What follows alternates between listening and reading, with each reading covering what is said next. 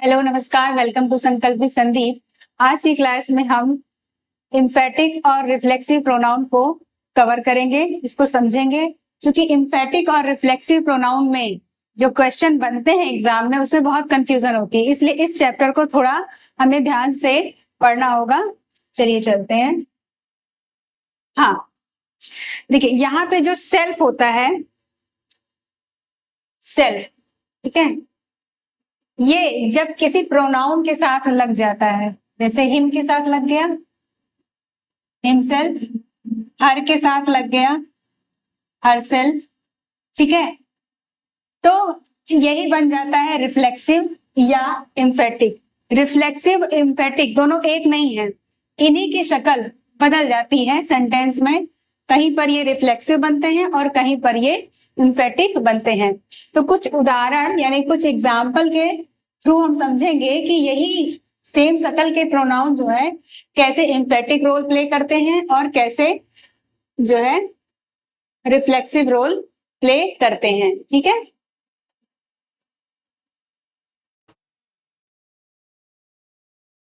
जैसे कि हमने ये एक, इसको थोड़ा और ऊपर कर लें, एक ये सेंटेंस लिया, एग्जाम्पल लिया कि जैसे कि एग्जाम में ऐसा आ गया, ठीक, मान लीजिए पेपर में आपके आया ये sentence, I hurt my self, ठीक, और आपका क्वेश्चन बनता है कि आइडेंटिफाई द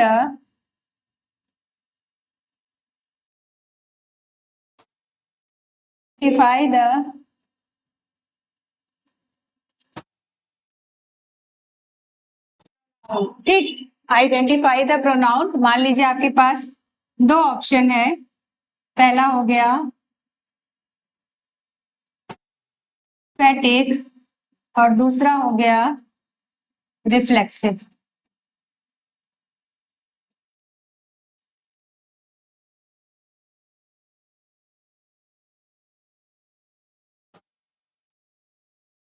रिफ्लेक्सिव, ठीक है, क्योंकि इन्हीं दोनों में से एक होगा ये, इसलिए हमने सिर्फ दो ऑप्शन डाला है। तो अब इसको हम पहचानते हैं कि ये कैसे, ये क्या है, मतलब ये एम्फेटिक है या रिफ्लेक्सिव है। तो अब देखिए इसमें सब्जेक्ट क्या है, आई, सब्जेक्ट यानी कर्ता जो काम करता है, ठीक है, और इसमें वर्ब यानी क्रिया क्या है आपका, हर्ट है, ठीक। हर्ट मीन्स तकलीफ देना, चोट पहुंचाना या दुख देना, कुछ भी कह सकते हैं। मान लीजिए ये हो गया चोट पहुंचाना, तो आई हर्ट, मैंने चोट पहुंचाई माई सेल्फ। अब चूंकि हम जानते हैं आई से बना, ई से बना माई, ठीक, और माई से ही बन गया माई सेल्फ, ठीक। तो ये आई का ही आगे का ऑर्डर है, ठीक। तो आई हर्ट माई सेल्फ, मैंने खुद को चोट पहुंचाई, इसकी हिंदी मीनिंग यही होगी कि मैंने खुद को चोट पहुंचाई। आई हर्ट माई सेल्फ। अब ये एम्फेटिक है कि रिफ्लेक्सिव। रिफ्लेक्सिव का मतलब ये होता है कि जो सब्जेक्ट कार्य करता है उस कार्य का असर कहीं आगे ना जाकर, किसी और ऑब्जेक्ट पे ना जाकर, खुद वापस उसी पे रिफ्लेक्ट करता है, तब ऐसा प्रोनाउन रिफ्लेक्सिव प्रोनाउन कहलाता है, ठीक है। इसे फिर से हम समझते हैं। जैसे मैंने कहा आई हर्ट माई सेल्फ, मैंने खुद को चोट पहुंचाई, तो ये जो चोट पहुंचाने का काम है ये किस पे हुआ, खुद आई पर हुआ, ठीक। अगर ये रिफ्लेक्सिव नहीं होता, इसको किसी और माध्यम से हम समझें, तो मैंने लिख दिया जैसे आई हर्ट हिम, ठीक, बस माई सेल्फ की जगह हमने हिम लगाया है, तो आई हर्ट हिम। तो यहाँ हिम क्या है, हिम कोई और पर्सन है, आई कोई और पर्सन, आई मतलब मैं, हिम मतलब कोई और, उसे।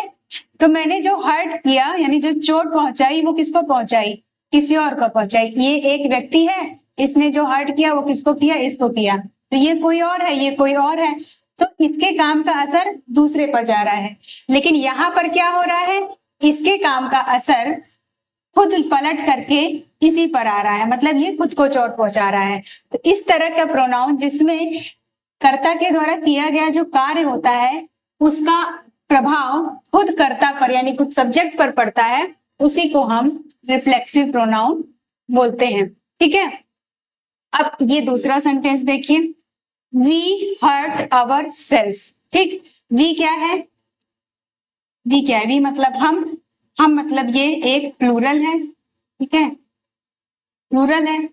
और वी से, वी का प्लूरल क्या बनेगा, वी का रिफ्लेक्सिव एम्फेटिक क्या बनेगा, आवर सेल्स, आवर सेल्स, जैसे आई का माई सेल्फ बना है।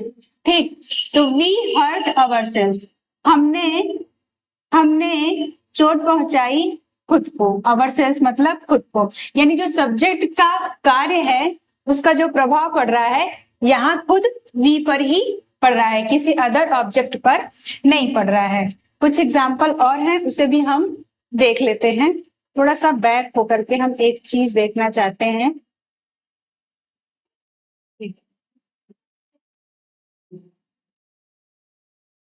देखिए, जैसे ये सेल्फ है, सॉरी,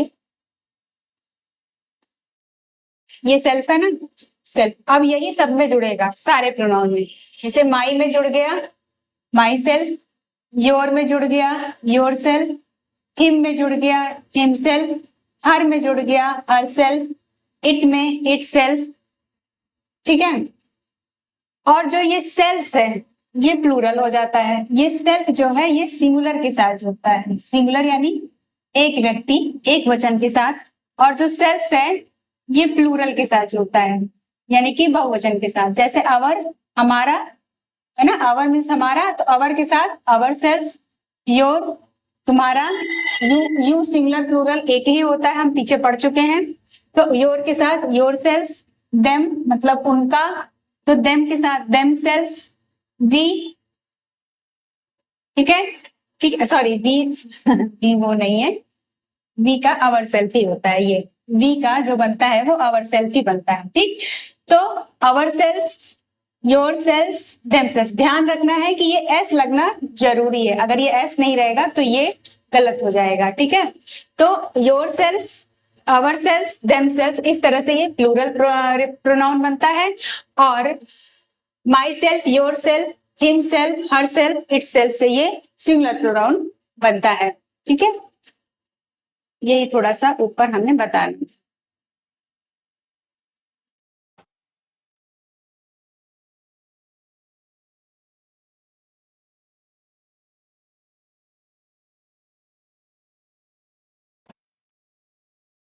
देखिए सेम सेंटेंस है, बस यहाँ पर सब्जेक्ट आपका बदल गया, यहाँ यू है, you will hurt your self, तुमने खुद को चोट पहुंचाई। अब यू से क्या बन गया, योर सेल्फ बना ना, जब ये इसके कार्य का प्रभाव इसी पर पड़ेगा तो वो रिफ्लेक्सिव प्रोनाउन हो जाएगा, और यू को रिफ्लेक्सिव बनाने के लिए हमने इसको योर सेल्फ बना दिया। ठीक है, you will hurt your self, ठीक सेम चीज है।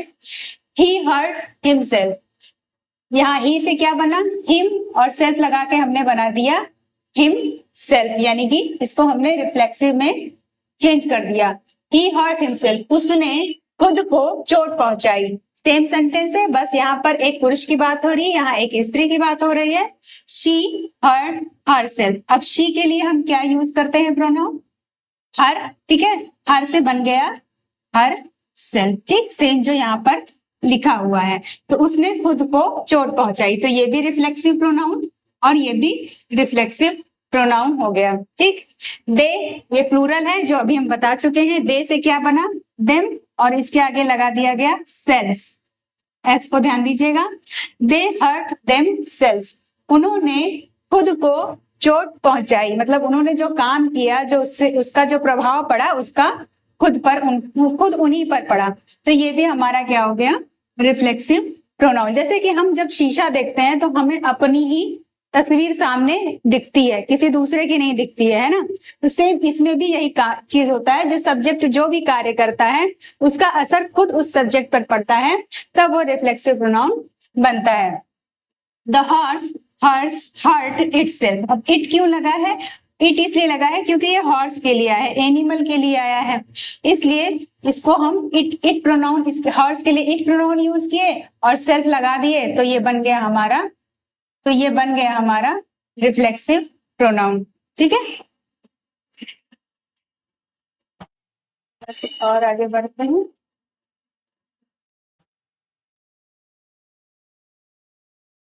हमारे काम का नहीं है, आगे। हाँ,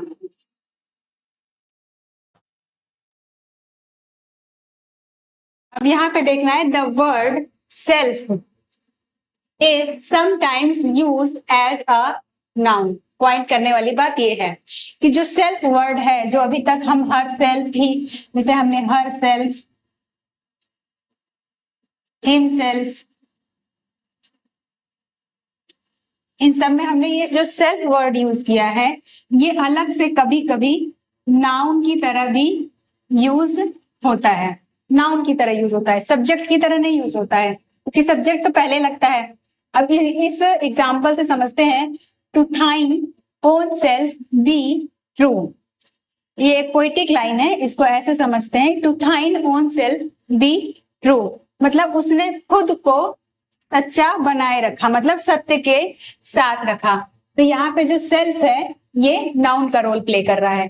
ही केयर्स, वह केयर करता है, ध्यान करता है, मतलब ध्यान देता है। फॉर नथिंग, किसी भी चीज का नहीं, बट सेल्फ, यहाँ बट का मतलब हुआ सिर्फ अपना, but self. He cares for nothing, वो किसी और का ध्यान नहीं देता है सिवाय, बट का मतलब सिवाय अपने, मतलब खुद के अलावा वो किसी और का ध्यान नहीं देता है। तो यहाँ बट जो है ये एक प्रीपोजिशन है। क्या है ये? और प्रीपोजिशन है, और प्रीपोजिशन के बाद हमेशा नाउन या प्रोनाउन आता है। तो यहाँ पे ये जो सेल्फ है ये नाउन नहीं है, ठीक है, अरे सॉरी, जो सेल्फ है ये प्रोनाउन नहीं है, ये सेल्फ जो है ये नाउन है। प्रोनाउन ये हिमसेल्फ या हर सेल्फ, इस तरह की शक्ल में ये प्रोनाउन बनेगा, ठीक है। तो यहाँ पे जब सेल्फ अलग से आया है तो ये हम इसे नाउन की कैटेगरी में डालेंगे। He thinks much for of self, वो बहुत सोचता है, ऑफ सेल्फ, खुद के बारे में, ठीक है।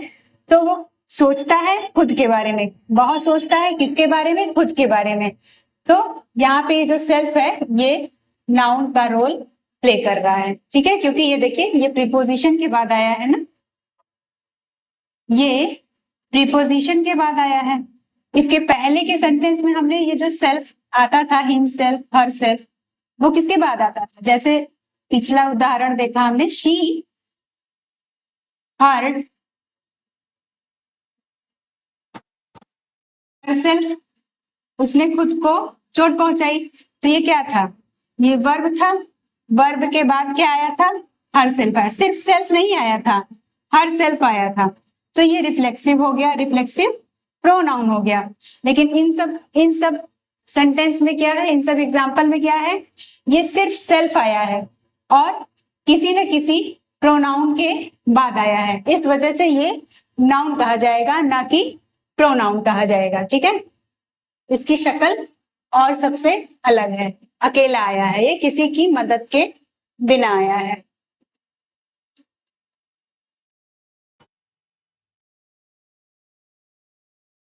रिफ्लेक्सिव प्रोनाउन के बाद उसी की शक्ल की तरह आता है एक emphatic pronoun. Emphatic pronouns, emphatic का मतलब होता है दबाव, हाँ, यानी जोर डालना, ठीक। अब हम इस सेंटेंस से समझते हैं, I will do it my self, मैंने ये काम किया खुद से, यानी कि मैंने खुद से ये काम किया। I myself saw him to do it, मैंने खुद यानी स्वयं देखा उसे ये काम करते हुए। He will see to it ourselves, sorry, we will see to it ourselves, हम देखेंगे इसे खुद से, यानी हम स्वयं इसे देखेंगे। You yourself can best explain, तुम खुद यानी तुम स्वयं ज्यादा अच्छे से एक्सप्लेन यानी व्याख्या कर सकते हो। He himself said so, वह उसने खुद ऐसा कहा। He himself said so, उसने खुद ऐसा कहा। She herself says so, वो खुद ऐसा कहती है। मतलब आपको समझ में आया कि इसमें जो भी काम हो रहा है वो सब्जेक्ट दबाव डाल के बोल रहा है कि हाँ ये काम मैंने खुद किया, खुद पर नहीं किया, मैंने खुद किया, मैंने स्वयं किया। ठीक है, जैसे इसमें है I will do it my self, मैंने इसे किया खुद से। इसको हम ऐसे भी लिख सकते हैं कि आई माई सेल्फ डू इट। ठीक है, मैंने खुद इसे किया। तो ये जस्ट इसके बगल में आ गया, इसलिए ये ज्यादा क्लियर हो जाएगा कि ये इम्फेटिक है, ये इस पे दबाव डाल रहा है। ये थोड़ा सा सेंटेंस में लास्ट में रखकर क्वेश्चन पेपर में कंफ्यूजन क्रिएट करते हैं, क्योंकि रिफ्लेक्सिव प्रोनाउन में जो सब्जेक्ट होता है उसका रिफ्लेक्सिव प्रोनाउन होता है वो दूर होता है, और इम्फेटिक में ज्यादातर सब्जेक्ट के बाद होता है। तो ये आसान तरीका होता है पहचाने का। जैसे यू के बाद योरसेल्फ लिखा है, आई के बाद माई सेल्फ लिखा है, ही के बाद हिमसेल्फ लिखा है, शी के बाद हरसेल्फ लिखा है ना। अगर ये सब्जेक्ट के बाद तुरंत ये कैटेगरी आती है, ये शक्ल, ये सूरत आ जाती है, तो इम्फेटिक और रिफ्लेक्सिव में से पहचानने के लिए क्वेश्चन पेपर में आता है, तो ये बिना सोचे समझे आप इसको इम्फेटिक प्रोनाउन लगा सकते हैं बिना उसकी मीनिंग निकाले।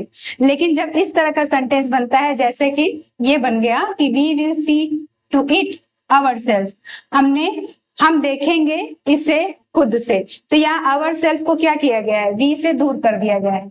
इस तरह के सेंटेंस में थोड़ा सा हमें ध्यान देना होता है कि ये रिफ्लेक्सिव है, इम्फेटिक है। तो ऐसी कंडीशन में हमें जो है उसकी मीनिंग समझनी पड़ती है कि इसकी मीनिंग में क्या हो रहा है, दबाव डाला जा रहा है या कंडीशन रिफ्लेक्शन की बन रही है, मतलब वो खुद से काम कर रहा है या उसका काम खुद पे प्रभाव डाल रहा है।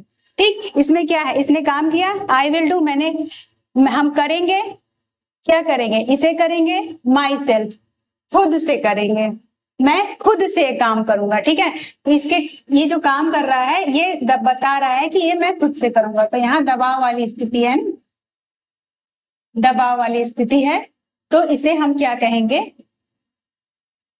इम्फेटिक प्रोनाउन कहेंगे। ये जो बना आपका इम्फेटिक प्रोनाउन बना। ठीक है, I myself saw him to do it. अब ये देखिए, ये तो एकदम सटा हुआ है, आई के बाद तुरंत माई सेल्फ लगा है, तो इसमें मीनिंग निकालने की कोई जरूरत ही नहीं है। ये अगर इसके बगल में जस्ट मिल जाता है तो ये बिल्कुल आंख बंद करके आप इसे इम्फेटिक में लगा सकते हैं, लगा देंगे तो वो करेक्ट हो जाएगा आपका। अब यहाँ पर क्या है, यहाँ पर हमें मीनिंग समझनी पड़ेगी। We will see to it ourselves, हम इसे देखेंगे स्वयं से, मतलब यहाँ पे वी के प्रोनाउन को, अवर सेल्स को थोड़ा दूर कर दिया गया है सेंटेंस में। तो इसकी मीनिंग ये निकली कि we will see to it, हम इसे देखेंगे अवर सेल्स, स्वयं से।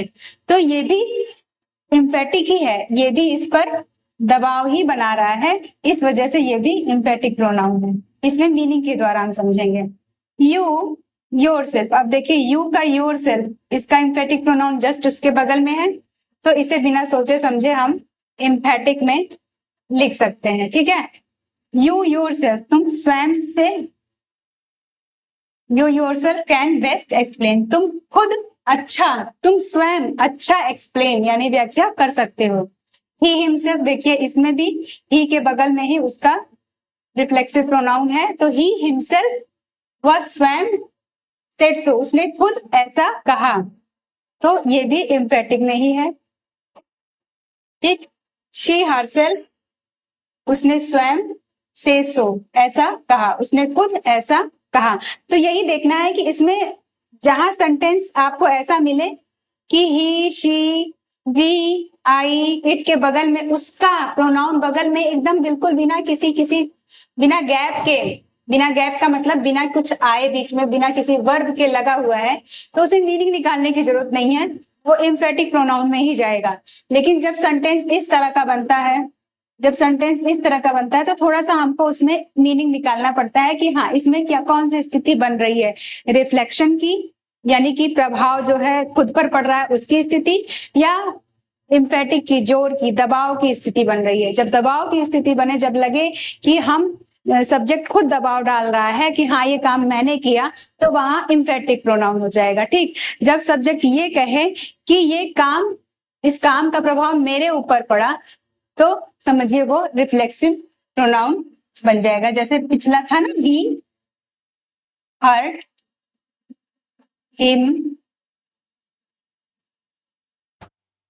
हिमसेल्फ, ठीक है, ही हर्ट हिमसेल्फ, उसने खुद को चोट पहुंचाई। अब इसमें और इसमें अंतर अगर हम ढूंढते हैं, जैसे कि एक साधारण सा सेंटेंस ले लें, अगल बगल रख दिया जाए रिफ्लेक्सिव और एम्फेटिक को, तो हम उसे कैसे समझेंगे? जैसे सबसे सिंपलीस्ट ये है, he himself said so, ठीक, और he hurt himself। अगर इन दोनों को हम अंतर करें कि कैसे ये रिफ्लेक्सिव है, कैसे कैसे ये एम्फेटिक है, कैसे वो रिफ्लेक्सिव है, तो इस तरह से समझिए, he himself, और इसमें रिफ्लेक्सिव लास्ट में है, he hurt himself, ठीक, उसने खुद को चोट पहुंचाई, he himself said so, उसने खुद ऐसा कहा। स्वयं की ही स्थिति दोनों में है, लेकिन इसमें कार्य का प्रभाव खुद इस पर पड़ रहा है, इसमें कार्य का प्रभाव की बात नहीं है, इसमें जोर है, दबाव है, इस पे इसका दबाव पड़ रहा है, ठीक है, कोई ऑब्जेक्ट नहीं है। इसमें इस सब्जेक्ट का वर्ब ये है, जैसे ये सब्जेक्ट है, ही हमारा सब्जेक्ट हो गया कर्ता, हर्ट वर्ब हो गई यानी क्रिया, हिमसेल्फ ये इसका ऑब्जेक्ट हो गया। तो जो रिफ्लेक्सिव प्रोनाउन होता है उसकी यही कंडीशन होती है कि सब्जेक्ट होता है, वर्ब होता है, और जो रिफ्लेक्सिव प्रोनाउन होता है वो आपका ऑब्जेक्ट, यानी कर्ता के कार्य का प्रभाव उस पर पड़ता है। बस परिस्थिति ये बनती है कि ये जो ऑब्जेक्ट बनता है ये स्वयं कर्ता होता है, ये खुद ही सब्जेक्ट ही यहाँ पर स्टैंड हो जाता है। और एम्फेटिक प्रोनाउन में क्या होता है, ये इसका ऑब्जेक्ट नहीं बनता है, ये इस स्थिति में ऐसा होता है कि ये ऐसा, हमें इसकी मीनिंग निकालने पे ये समझ में आता है कि ये जो कह रहा है ये अपने खुद के ऊपर दबाव डाल के कह रहा है कि हाँ भाई ये काम मैंने खुद किया, जैसे ही हिमसेल्फ सेड सो, उसने ऐसा कहा। You yourself can best explain, तुम खुद अच्छा एक्सप्लेन कर सकते हो, ठीक है। तो इस तरह से हमको समझ में आता है कि रिफ्लेक्सिव और एम्फेटिक प्रोनाउन में क्या अंतर है, ठीक है।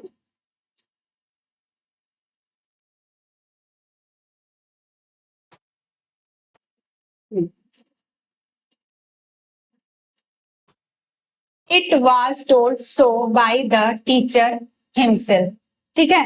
अब क्या है,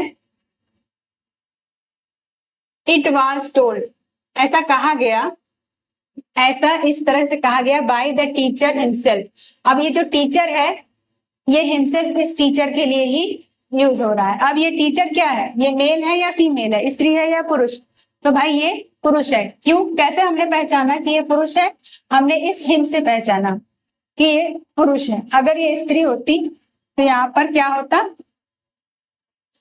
हर सेल्फ होता, ठीक। इस तरह से इस रिफ्लेक्सिव प्रोनाउन से हमें पता चला कि ये नाउन का जेंडर क्या है, मैस्कुलिन है या फेमिनिन है, ये पुरुष है या स्त्री है, ठीक। तो यहाँ पे ये कौन सा प्रोनाउन होगा, ये एम्फेटिक प्रोनाउन होगा। इट वॉज टोल्ड सो, ऐसा कहा गया, किसके द्वारा ऐसा कहा गया, बाय द टीचर हिमसेल्फ, खुद टीचर से के द्वारा कहा गया, मतलब टीचर ने स्वयं ऐसा कहा।